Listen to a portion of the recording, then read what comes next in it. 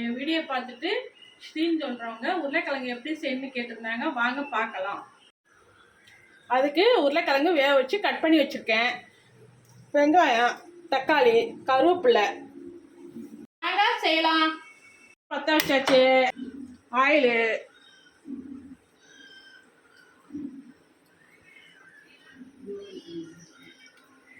Oil ஊற்றியாச்சு. கடுகு போட்டுக்கலாம். கடுகு போட்டாச்சு. சீரகம், கருவேப்பிலை போடுறேன். வெங்காயம் நல்லா வதக்கி விடணும். தக்காளி போட்டுக்கலாம்.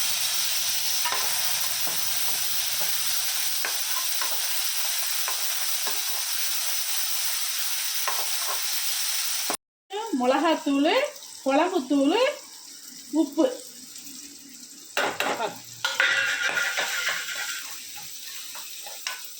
வாசனை போன பிறகு உருளைக்கிழங்கு போடணும். பச்சை வாசனை போயிடுச்சு. உருளைக்கிழங்கு போட்டுக்கலாம். நல்லா கிண்டி விடணும். எல்லா பக்கமும் மசாலா சேரணும்.